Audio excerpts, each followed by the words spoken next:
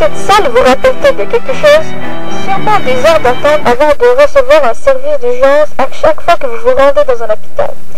L'achalandage augmente constamment dans les hôpitaux du Québec. L'attente également. Les malades ont passé en moyenne 17 heures aux urgences l'an dernier, ce qui est encore loin de l'objectif ministériel de 12 heures.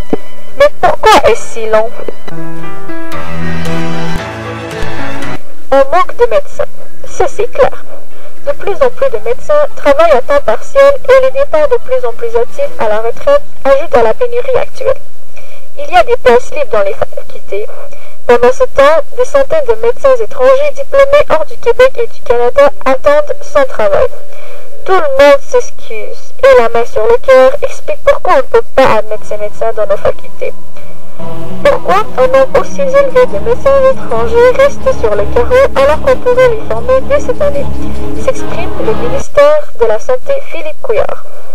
Tout le monde devrait travailler à trouver des solutions, car pendant que des places sont libres dans les facultés de médecine, des milliers de Québécois et de Québécoises n'ont pas de médecin de famille.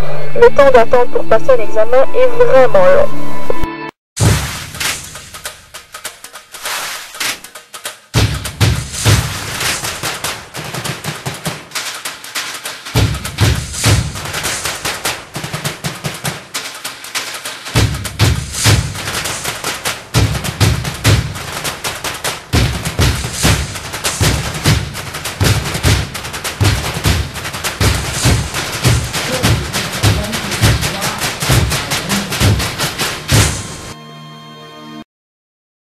Chaque année, une centaine de médecins diplômés hors du Canada et des États-Unis n'obtiennent pas une place en résidence, même s'ils ont demandé à être intégrés immédiatement en formation postdoctorale pour combler ces postes vides.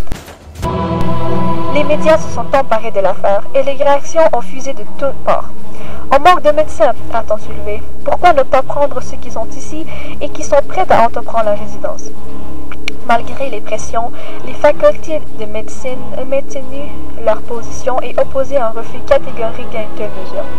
Y a-t-il des raisons cachées pour expliquer le refus d'admettre des médecins étrangers dans nos facultés de médecine? Et ce défi du système de santé, un défi d'un peuple de 7,5 millions de personnes qui se paient ensemble avec difficulté, puis on témoigne tous les jours de difficultés. Pour arriver à une solution, il faudra des relations, des leaders d'opinion, des médias, et ainsi que des médecins québécois. Pour en connaître plus sur la situation, suivons le parcours de Dr. Yar Mohammad et Mme Shafiqa Aouj, deux médecins originaires de l'Afghanistan qui ont émigré au Canada en 2001.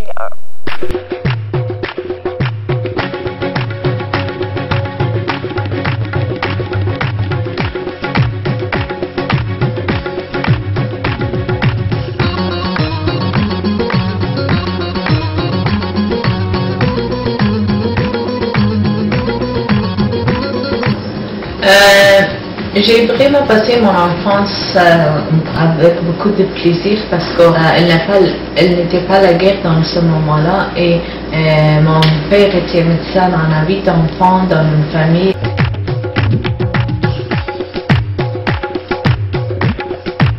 C'est le système d'éducation en Afghanistan était beau parce que c'était gratuit pour toute le monde. À l'université aussi c'était gratuit pour les gens.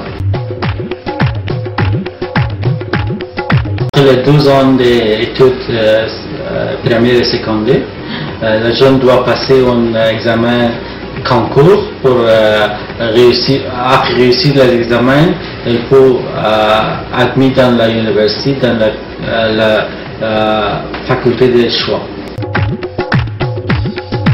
En 1981, j'ai admis dans la faculté de médecine à Kaboul. C'était pour 7 ans, la faculté de médecine, et j'ai fini mes études avec un an d'internship en 1987. Il y a 7 ans des études dans la faculté de médecine. La première année, c'est seulement les sciences comme chimie, physique et mathématiques. Et les 5 ans, c'est juste le faculté, par exemple, avec la pratique, toutes les choses médicales. Et la dernière année, c'est la dernière de stage, le travail dans l'hôpital comme internship, après les 7 ans, parce que ça prend 7 ans pour nous. Après graduation, j'ai commencé mes travail dans un hôpital au Kabul, un hôpital pour enfants, dans le domaine chirurgie pédiatre.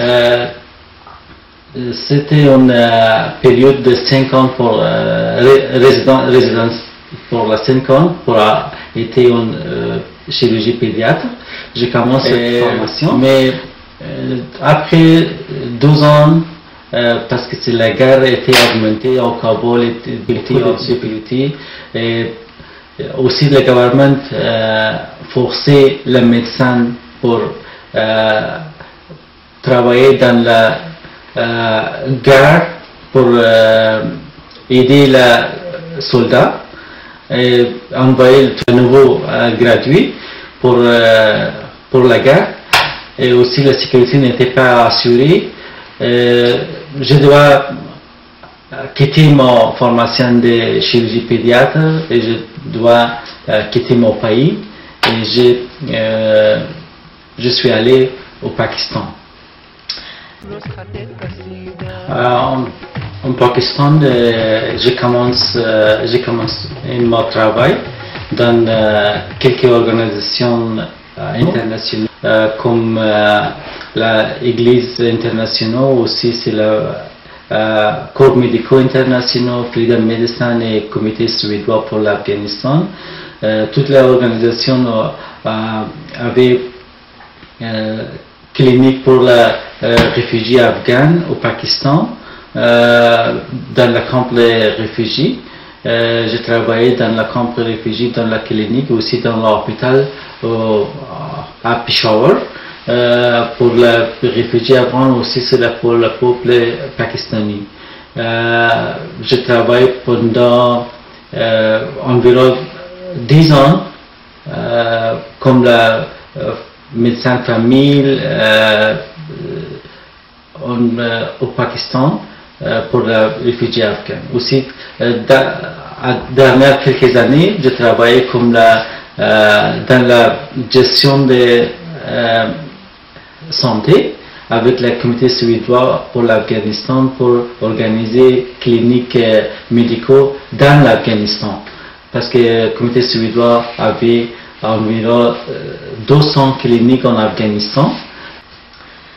Moi aussi, parce que c'est à cause de guerre, je n'étais pas capable de finir mon programme de spécialisation dans l'hôpital de gynécologie. Moi aussi, j'ai quitté l'Afghanistan en 1991 et je suis venue au Pakistan, et après j'ai commencé à travailler dans plusieurs hôpitaux du Pakistan.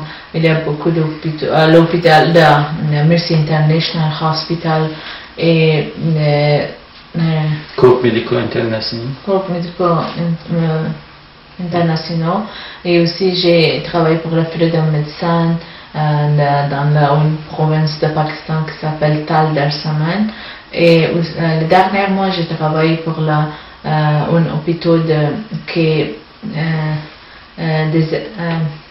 les Arabes Saoudis, et aussi je travaille dans un programme de gestion pour le comité suédois que j'ai été la Mother and Child Care Advisor, qui on a beaucoup de cliniques dans l'Afghanistan, et aussi on a beaucoup de projets à la Peshawar aussi.